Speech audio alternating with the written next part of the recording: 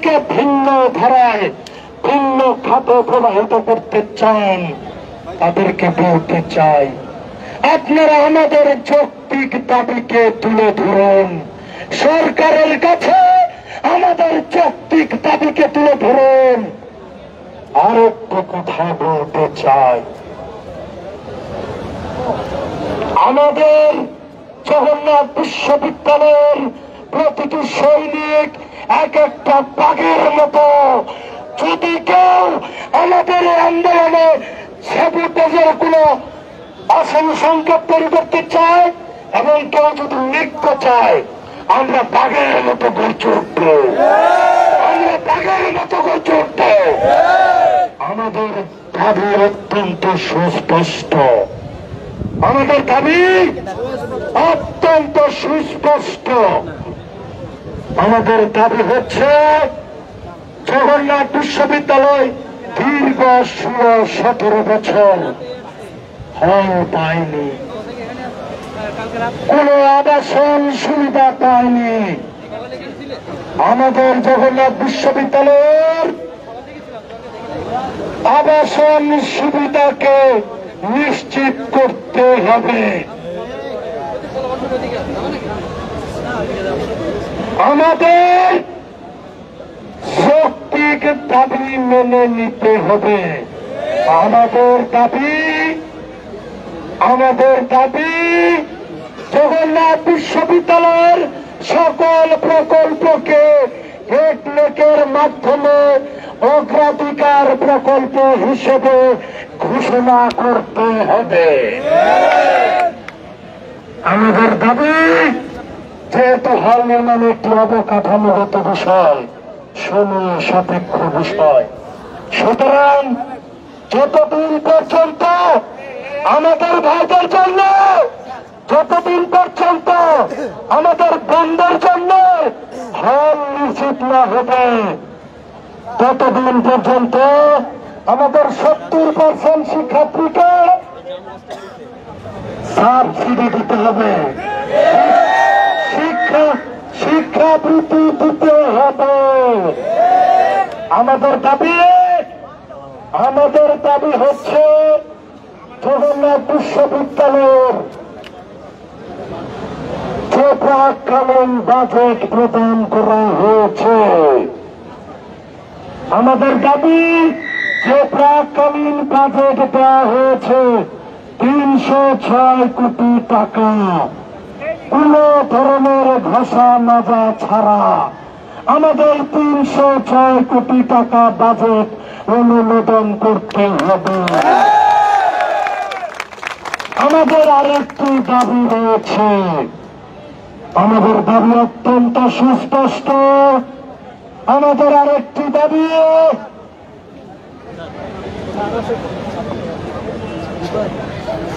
আমাদের সুস্পষ্ট দাবি,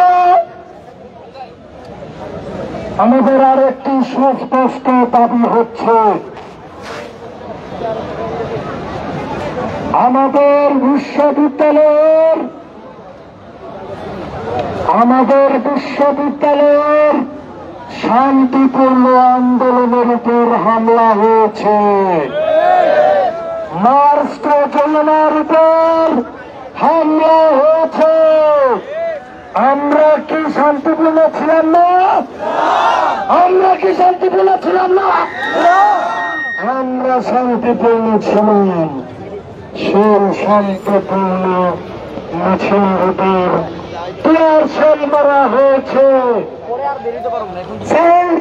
মারা হয়েছে, আমাদের উপর লাঠি চার্জ করা হয়েছে।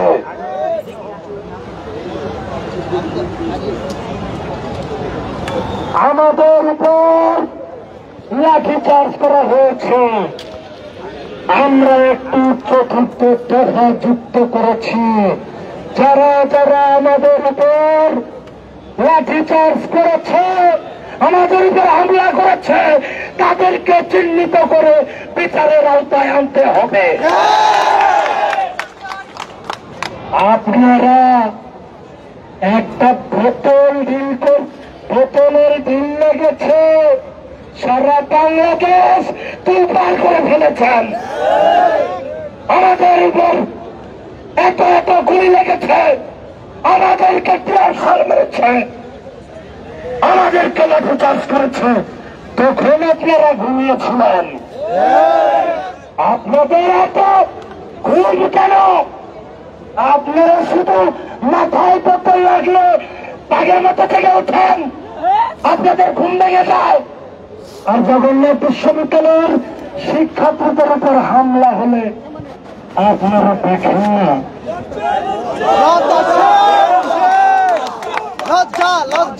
আপনারা দেখেন না।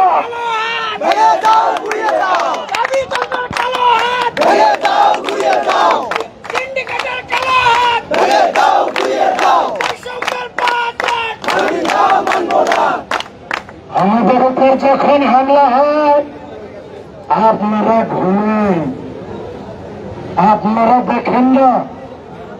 আমরা যখন রাজপথে বসে থাকি, বিশ্ববিদ্যালয়ের মেধাবী শিক্ষার্থীবৃন্দ যখন রাজপথে বসে থাকি, আপনারা দেখেন না। আমরা যখন দাবি আদায়ের জন্য রাজপথে নামি, আপনারা দেখেন না। আমরা যখন ইউজিসিতে গিয়ে আমাদের দাবি জানিয়ে আসি, সেই খবর আপনারা রাখেন না। আমরা যখন শিক্ষা মন্ত্রণালয়ে গিয়ে একটি বৈঠকের জন্য সময় চাই, সেই খবরে আপনারা রাখেন না। সেই খবর আপনারা রাখেন না। আমাদের সাংবাদিকদের উপর যখন হামলা হয়, সেটিও আপনারা দেখেন না। আমাদের গোয়েন্দার উপর যখন হামলা হয়, সেটিও আপনারা দেখেন না।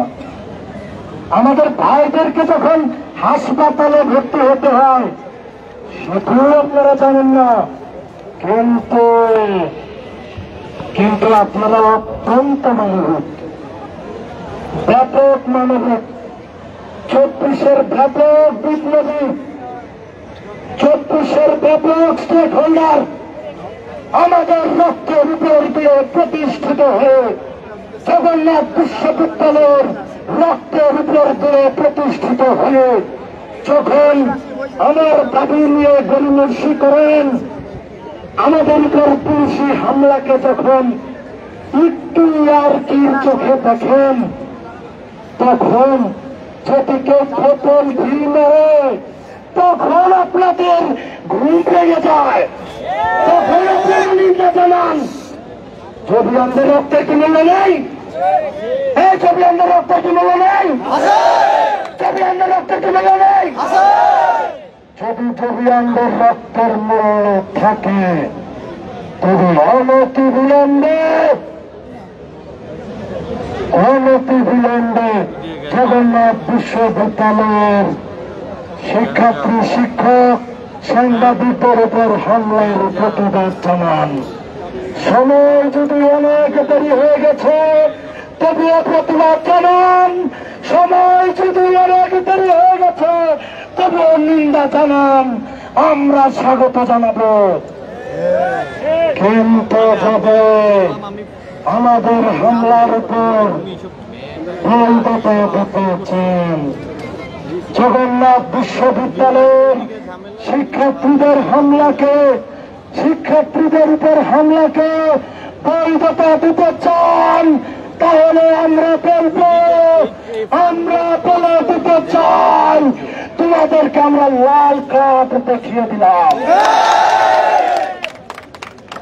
তোমাদের মতো সুশীল আমাদের কোনো প্রয়োজন নেই, যেমন প্রয়োজন ছিল না শেখ হাসিনার।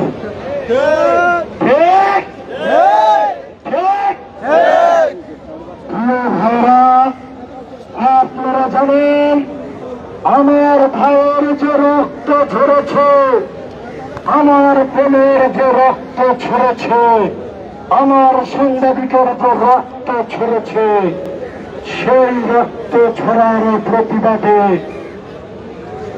24-এর গণ অভ্যুত্থানের বাংলাদেশে, 24-এর গণ অভ্যুত্থানের বাংলাদেশে এই হামলাকে নিন্দা এবং প্রতিবাদ জানিয়ে কালো দিবস ঘোষণা করলাম। আমাদের অনুষ্ঠান শুরু হওয়ার আগ মুহূর্তে আমরা 1 মিনিট পালন করব। আমাদের যাদের উপর হামলা হয়েছে, আমরা আমাদের যে দাবিকে বিস্তারিত ভাবে বললাম। আমাদের যে অবদান, আমাদের যে অবস্থান, আমরা সেই অবস্থানকে বিস্তারিত ভাবে ঘোষণা করলাম। এখন আমাদের মাঝে ধারাবাহিকভাবে ধাপে ধাপে বক্তব্য রাখবেন, স্লোগান দিবেন, সংহতি প্রকাশ করবেন বিভিন্ন সংগঠন। আরেকটি কথা বলে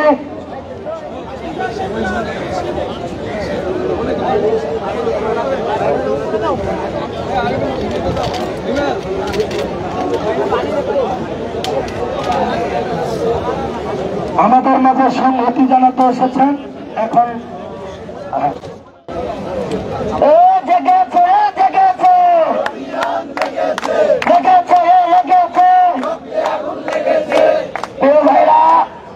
আমাদের মাঝে এসে উপস্থিত হয়েছেন জগন্নাথ বিশ্ববিদ্যালয়ের ইসলামের ইতিহাস বিভাগের সাবেক মেধাবী শিক্ষার্থী, জগন্নাথ বিশ্ববিদ্যালয় ইসলামী ছাত্র শিবিরের সাবেক সভাপতি, ইসলামী ছাত্র শিবিরের সাবেক কেন্দ্রীয় ইসলামী সম্পাদক, বর্তমান জামাত ইসলামী পল্টন থানার সম্মানিত আমির, আমাদের সকলের বড় ভাই শাহিন আহমেদ খান ভাই।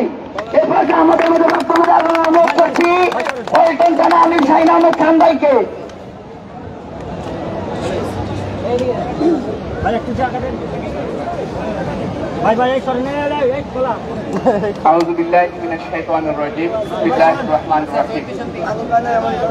আমার প্রান্তীয় জগন্নাথ বিশ্ববিদ্যালয়ের ভাই এবং বোনদের যৌক্তিক কিছু দাবি নিয়ে, যৌক্তিক এবং মৌলিক দাবি নিয়ে অনুষ্ঠিত আজকের এই অনশন প্রোগ্রামের সম্মানিত আমার শিক্ষক মন্ডলী, উপস্থিত জগন্নাথ বিশ্ববিদ্যালয়ের ছাত্রছাত্রীরা, সাংবাদিক বন্ধুগণ, প্রিয় দেশবাসী, আমরা অত্যন্ত দুঃখের সাথে লক্ষ্য করছি জগন্নাথ বিশ্ববিদ্যালয় এই বাংলাদেশের ইতিহাসে বাংলাদেশকে মেধা এবং নৈতিকতার সমন্বয় করে বুদ্ধিভিত্তিক কর্মকাণ্ডের মাধ্যমে একটা সমৃদ্ধ বাংলাদেশ গড়ার লক্ষ্যে এই বিশ্ববিদ্যালয়ের ঐতিহাসিক ভূমিকা পালন করে আসছে। এই বিশ্ববিদ্যালয়ের ছাত্রছাত্রীদের মৌলিক যে একটা দাবি, সেটা দাবি হল হলের দাবি। 2010 এবং 11 সালে হলের দাবিতে যে আন্দোলন হয়েছিল, এই আন্দোলনে একাধিক মামলা হয়েছিল। এই মামলার প্রধান আসামি আমি শাহিন আহমেদ খান। এই প্রধান আসামি হিসাবে আমি 2 বারে 13 মাস আমি জেল কেটেছি জগন্নাথ বিশ্ববিদ্যালয়ে যে আন্দোলন হয়েছিল হল আন্দোলনের মামলায়। এতে আমার কোনো দুঃখ নাই, এতে আমরা দুঃখ করিও না, এতে দুঃখ করার কোনো কারণ নাই। কারণ এই বিশ্ববিদ্যালয়ের আন্দোলন ছিল যৌক্তিক। এই যৌক্তিক আন্দোলন শুধু জেল নয়, যদি আমাদেরকে ফাঁসির মঞ্চে যদি যেতে হয়, তারপর আমরা ফাঁসির মঞ্চে যেতে লাগে। বিশ্ববিদ্যালয়ের মৌলিক দাবিকে অপেক্ষা করার কোন অধিকার এই সরকারের নেই। আমরা পরিষ্কার বলে দিতে চাই, আমরা এখন ঝিমিয়ে পড়েছি শুধুমাত্র আমাদের রানে ছাত্রছাত্রী ভাই এবং বোনেরা, আমাদের অভিভাবক শিক্ষক মন্ডলীর নেতৃত্বে এই জায়গায় এসেছেন। আমরা যদি এই দাবি যদি আদায় যদি না হয়, জগন্নাথ বিশ্ববিদ্যালয়ের সাবেক সকল ছাত্রছাত্রীরা আমরা আমাদের বর্তমানদের সাথে একাত্মতা ঘোষণা করে কিভাবে এই দাবিকে পূর্ণাঙ্গভাবে মেনে নিতে হয় এটা আমাদের জানা আছে। জগন্নাথ বিশ্ববিদ্যালয়ে বিগত ফ্যাসিবাদ আন্দোলনে কি ভূমিকা রেখেছে এদেশের মিডিয়া এবং দেশবাসীর সাথে যারা এই আন্দোলনে ভূমিকা রেখেছেন, ঢাকা বিশ্ববিদ্যালয়ের হলে থেকে নিচে নেমে এই আন্দোলনকে সফল করার জন্য ভূমিকা রেখেছেন। কিন্তু জগন্নাথ বিশ্ববিদ্যালয়ের ছাত্ররা তাদের কোনো থাকার জায়গা ছিল না। যখন সবগুলা বাড়িঘর যখন বন্ধ করে দেওয়া হয়েছিল, মেসে অবস্থান করে, বিভিন্ন বাসা বাড়িতে অবস্থান করে, বিভিন্ন প্লেসে অবস্থান করে, বাসার ছাদে অবস্থান করে তারা জীবনকে বাজি রেখে ফ্যাসিবাদের বিরুদ্ধে আন্দোলনকে সফল করেছিল। সেটার বাস্তব সাক্ষী আমি শাহিন আহমেদ খান। এটা আমরা দেখেছি। আমরা আমাদের বাইরের সাথে আমরা সেই সময় একত্রতা ঘোষণা করে এই আন্দোলনকে সফল করার জন্য আমরা ভূমিকা রাখার চেষ্টা করেছি। আজকে এই আন্দোলনরত ভাইদের উপর যারা গুলি চালিয়ে, যারা ওইদিকে কেয়ারশেল চালিয়েছেন, গুলি চালানোর পর যারা বলছে ওইদিকে আমরা জানি না পুলিশ করেছে, আমাদেরকে এভাবে মিথ্যার আশ্রয় নিয়ে কথা বলে আমাদেরকে আপনারা কি শান্ত করার চেষ্টা করবেন না? রাজনীতির উপর পলিটিক্স করবেন না। রাজনীতি আপনারা জানেন না এখন পুলিশ যে অবস্থায় আছে, আর আপনারা হামলা করবেন পুলিশকে, পুলিশ হামলা করবে আর ঊর্ধ্বতন কর্তৃপক্ষ জানবে না, এটা হতে পারে না। এটা শিশু সুলভ আচরণ করেন, শিশুর মতো ফিডারের দুধ গায়ে গায়ে কথা বলবেন। আর এই ছাত্রছাত্রীরা, আমরা সাবেক এই বিশ্ববিদ্যালয়ের ছাত্ররা, আমরা এটা মেনে নিব, এটা হতে পারে না। সম্মানিত দেশবাসী, আমরা আপনাদেরকে বলতে চাই, জগন্নাথ বিশ্ববিদ্যালয়ের শিক্ষা বান্ধব কোনো পরিবেশ নাই। একজন ছাত্র সেই সবেমাত্র বিশ্ববিদ্যালয়ে ভর্তি হওয়ার পর তার থাকার জন্য তাকে যে সংগ্রাম করতে হয়, এইটা আমার মনে হয় না কোনো বিশ্ববিদ্যালয়ের ছাত্র এভাবে সংগ্রাম করে। সে যদি একটু ভালো পরিবেশে থাকতে হয়, পুরান ঢাকায় একটা বাসা নিয়ে থাকার জন্য প্রথমে তাকে 3 লাখ টাকা অ্যাডভান্স করতে হয়। 3 লাখ টাকা অ্যাডভান্স করতে যারা পারেন না, তারা ভালো বাসা ভাড়া নিতে পারেন না, তাদেরকে যেতে হয় দুলাইপার, তাদেরকে যেতে হয় নজরে হেই পারে। এমন অবস্থায় তাদেরকে থাকতে হয় নিজিবিলি অবস্থায়, যেখানে শিক্ষার কোনো পরিবেশ থাকে না। আমার জানা মতো এই পর্যন্ত এভাবে অপরিবেশ বিভিন্নভাবে এই লোক পানির সমস্যা, খাদ্যের সমস্যা এভাবে থেকে থেকে বিশ্ববিদ্যালয়ের 10 থেকে 15টা লাশ আমি নিজে বহন করেছি। আনোয়ার নামে একটা ছেলে কুষ্টিয়া, তার বাড়ি ছিল এই জায়গায় আসার পর সে মেসে উঠার পর মেসের অস্বাস্থ্যকর পরিবেশের কারণে সে হলো গিয়া তার জন্ডিস হয়ে যায়। এই জন্ডিসে সে পরবর্তীতে মৃত্যুবরণ করে। সম্মানিত প্রিয় ভাই এবং বন্ধুগণ, সম্মানিত দেশবাসী, জগন্নাথ বিশ্ববিদ্যালয়ের ছাত্ররা এভাবে অপরিবেশ, বিভিন্নভাবে শিক্ষার পরিবেশ নাই, বিভিন্ন বাসা বাড়িতে থেকে তারা তাদের মৌলিক শিক্ষার অধিকার তারা হলো গিয়া তারা এখানে লেখাপড়া করে, কিন্তু তাদের জন্য সুন্দর ব্যবস্থাপনা করে। আজকে যে প্রজেক্ট গ্রহণ করা হয়েছে নদীর এই পারে, এটা নিয়ে তালবাহানা চলতেছে, মাসের পর মাস চলছে, কোনো খবরই নাই। মনে হচ্ছে চলছে গাড়ির যাত্রাবাড়ি, এখান থেকে কোনো আবেগ অনুমতি নাই। আমরা অনত বিলম্বে সেই প্রজেক্টকে সামনের দিকে অগ্রসর করে নিয়ে জগন্নাথ বিশ্ববিদ্যালয়ের ছাত্র এবং জাতীয় অভিভাবকদের, শিক্ষক মন্ডলীদের যৌক্তিক দাবি আপনারা বাস্তবায়ন করেন। আজকের ভিতরে এই কোমলমতি শিক্ষার্থীদেরকে, আমার ভাই এবং বন্ধুদেরকে, আমার অভিভাবক শিক্ষকদেরকে আপনারা নিরাপদে তাদের বাসা বাড়িতে পৌঁছে দিবেন, শিক্ষার পরিবেশে শিক্ষার্থীদেরকে পৌঁছে দিবেন।